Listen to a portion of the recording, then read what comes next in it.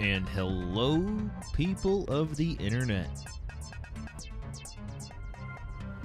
How's it going today? How you doing?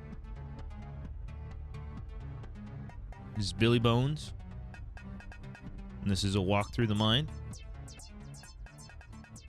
Thanks for tuning in. Thanks for joining the conversation. Take a couple minutes out of our day, sit down, see if we can't hash out a couple ideas and see where we go.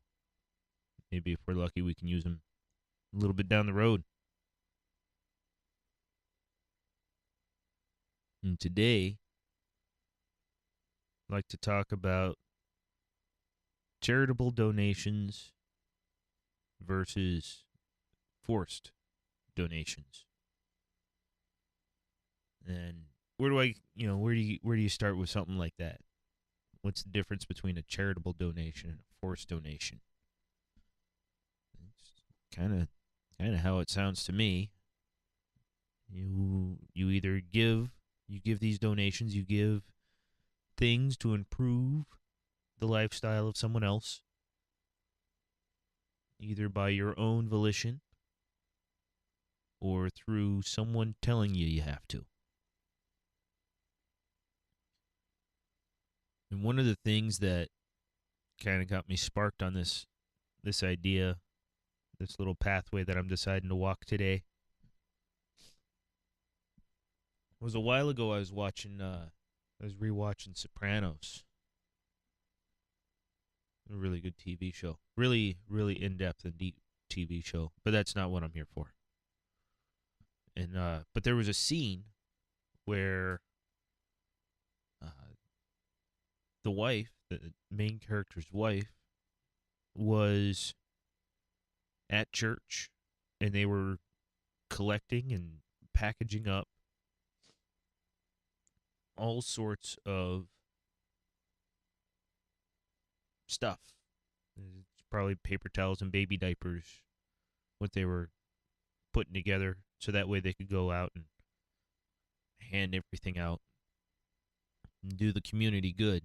As far as I understand, not from firsthand experience, but as far as I understand, but diapers are expensive, and there's certain people that can definitely use the help. And I started thinking about how much church as an influence, I don't even think that's the right word, is a thing, is a good thing. In the greater Seattle area, we have churches, but there's a lot of people out here that they may have grown up on church, but church is not a regular thing, such as in the stereotypically named, but aptly named Bible Belt, the Southeast.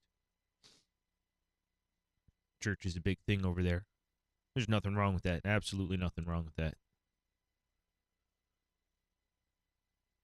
But church is a good basic, I feel, kind of universal understanding on people that'll go out of their way and help other people, help the less fortunate, which is a beautiful thing. You have people giving out of the goodness of their heart to people that they feel will best organize and distribute the goods and services needed to the less fortunate. That's, in a nutshell, a charitable donation. There's actual businesses that go out, and their business model,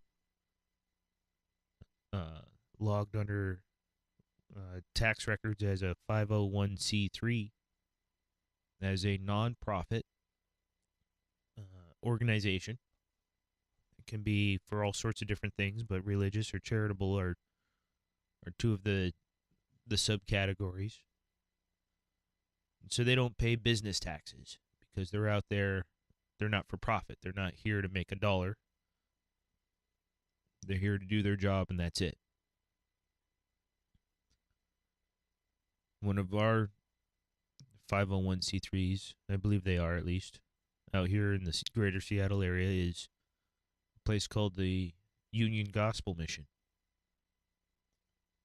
And they help house for per night.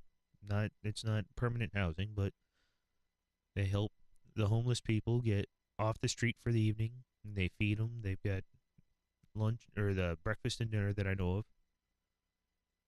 and they do a great job. They do a phenomenal job, as I am to understand. But then with these charitable donations, these businesses can't. They're not here to make money.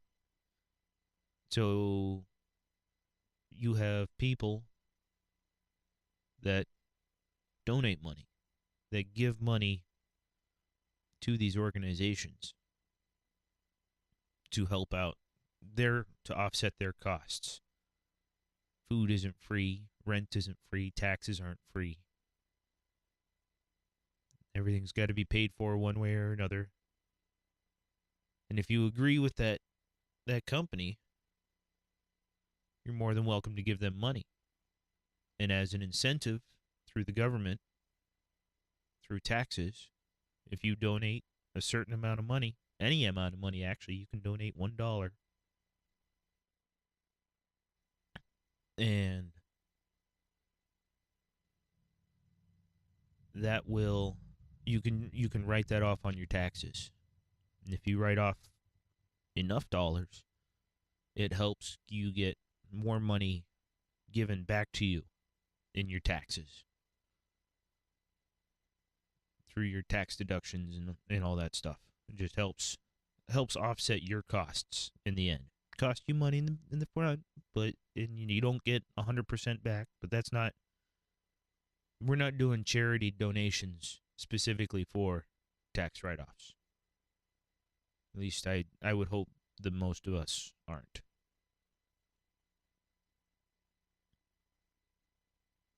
But on the flip side, if we feel that the company, the 501c3 that we're giving money to, isn't doing the job that we feel that they either advertised to us and we feel it was a false advertisement, or maybe we thought that the mission statement was great, but they don't execute it well, then we have the option to stop giving them our money.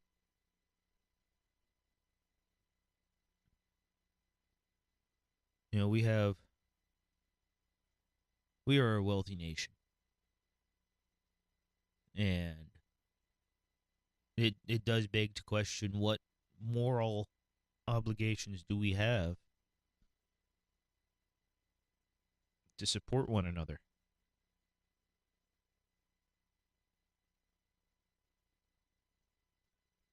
One example that we have are food stamps. We all chip in, we all pitch into the collective and creates a bank of money that can be used to help other people buy food.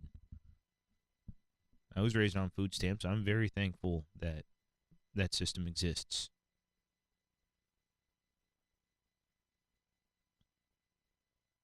But then we go into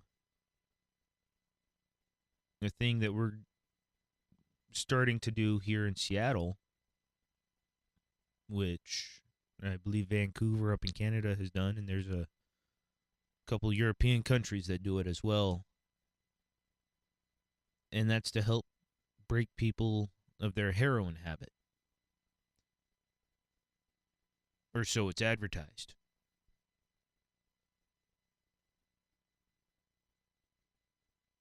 I've heard of this working elsewhere. I remember sometime in one school that they went over and they talked about how there are safe injection sites over in Europe. I forget which country. but it has reduced the amount of people on heroin.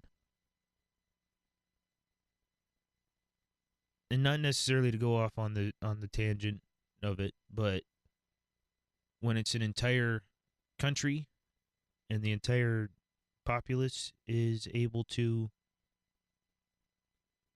embrace the problem, I think there's a chance for a fix. When it's a solitary area, I think it forces or it funnels the problem into a specific area, and it can easily blow things out of proportion. If we were to spread something like that out, I think it would work. But here in Seattle, again, with it just looking at it being funneled and seeing how the people who run Seattle do a frequent job of mismanagement and buddy payoffs, I don't see it working. We can go all over. We can go city, county, state, country. And we can always find mismanagement of funds. Is that due to incompetence, theft, too much red tape just because they're the government? The government's not built to be efficient. It's not built to be fast. It's built to be slow. So that way improper things don't get forced down our throats.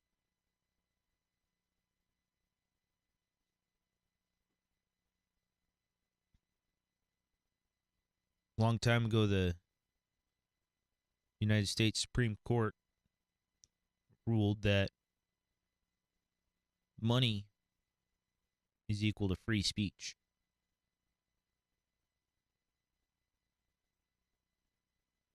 Now, I can't not pay taxes. Legal obligation to pay my taxes, to pay my fair share.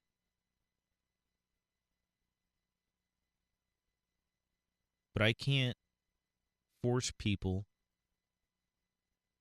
to support moral obligations that I feel are right. If I feel something that I donate to my church for, and I feel you should do the same, I can't force you. Morals vary from person to person.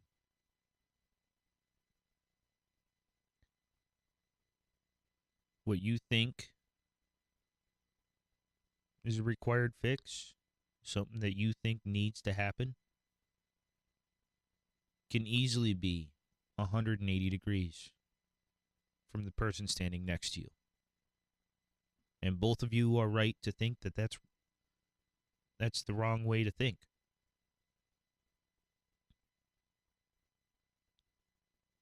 But again, I don't see how forcing the solution is the correct answer. The government has its place. Public transportation, roads, public education. These are all things that we agree are needed. I think the government is meant to do such things. I think as a member of the taxed population, I do believe that we have an obligation to making sure that the health of our fellow citizen is in good order. I don't 100% agree with how the ACA was passed, the American Health Care Act. I don't believe that it's the best design, but I don't currently have another offer on how to fix it. We got the moral obligation, and we've got a forced donation.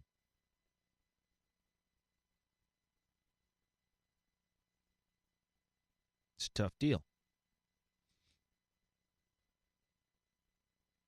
I've seen my fair share of people in videos saying, I make too much money.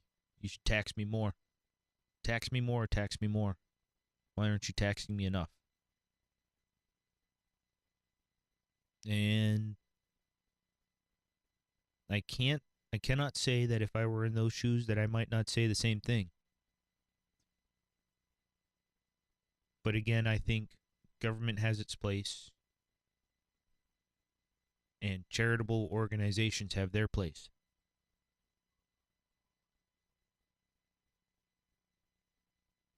If we increase taxes, taxes don't just go to the 1% or the 10% or the 50%. Taxes go across the board. And it can either be a 10% tax on everybody, like a sales tax, or it could be a progressive or stepped tax, kind of like we have with the federal taxes. You get your different tax brackets, and you're charged a different percentage according to how much you make. But either way, taxes go across everybody. Everybody pays.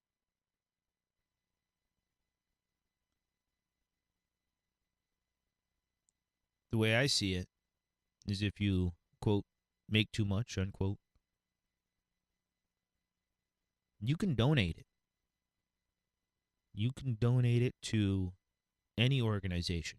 You can donate it to a political organization. You can donate it to a business, a for-profit business. You can donate it to a nonprofit. With the nonprofit, you get to write it off. But there's nothing saying that you have to claim that you donated anything. You can donate $10,000 to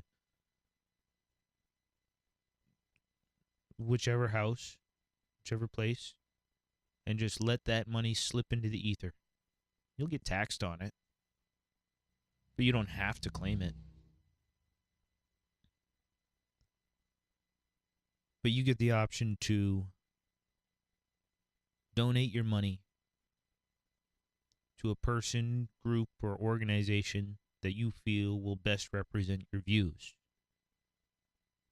Because money is equal to free speech according to the Supreme Court.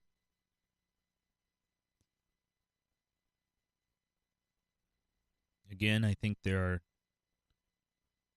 things that we should all pitch in for.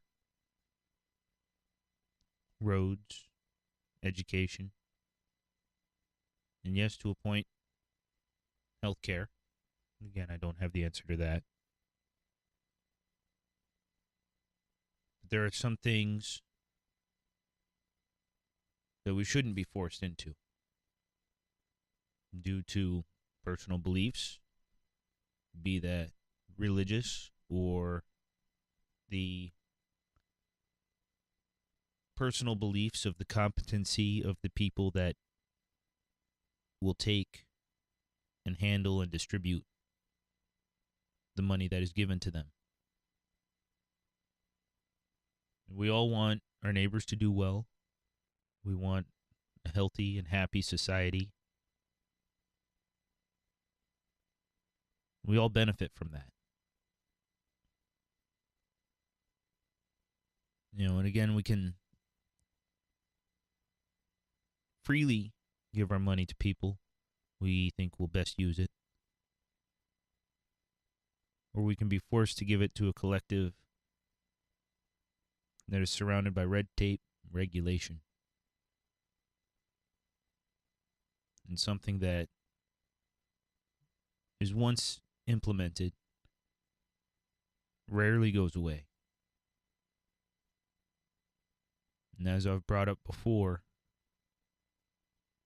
the money can be swindled or mismanaged into other needed areas, depending on whose need is at the helm of that day.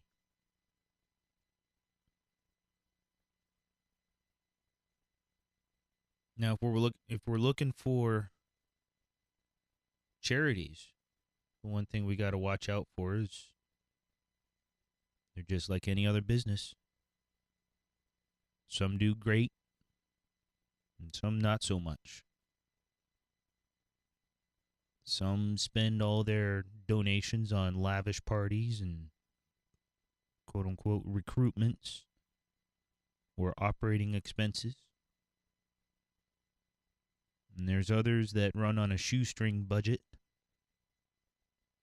but they make it happen. And the website that I've known about is charitynavigator.org that you can go to, and they do reviews of how much money a charity, a 501c3, is given, and then how well or diversely they spend it. You'll have some charities that have a 10% operating cost. They take in $100,000. They take $10,000 to pay their employees or taxes, rent, miscellaneous expenses like gasoline to get from one place to the other.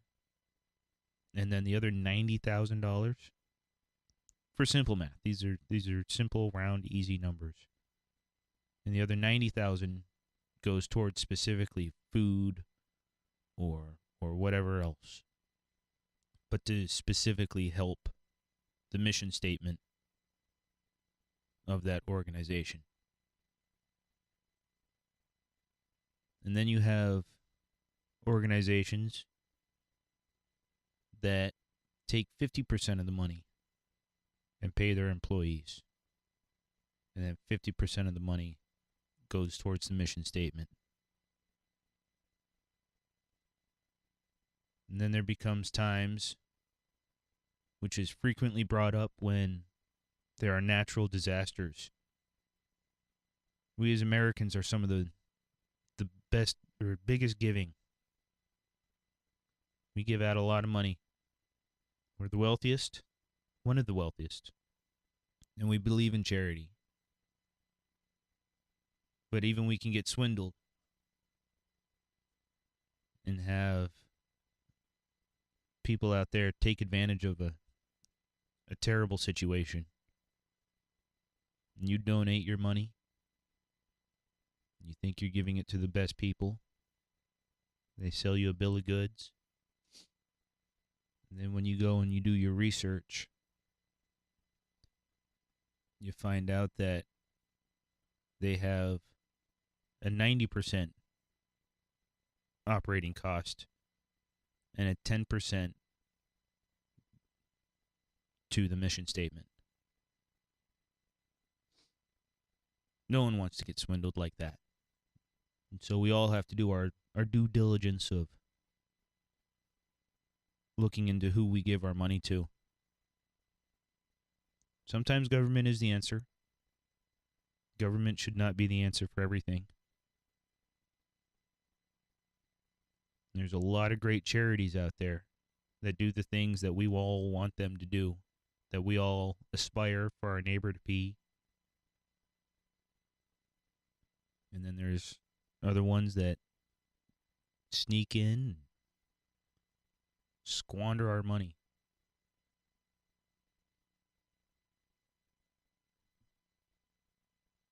Now again, I don't offer answers or solutions. At least I try not to. I hope I don't. I know I do sometimes. But I'm just here trying to get the conversation started, get an idea flowing. Maybe we can use it again somewhere else.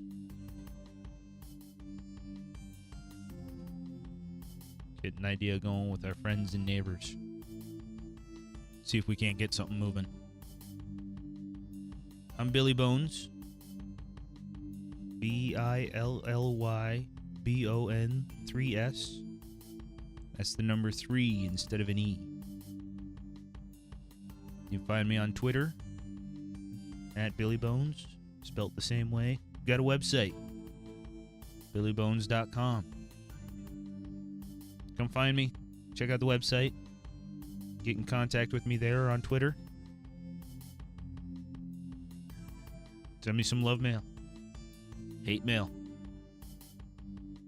Questions or comments. Send it all. Love you guys.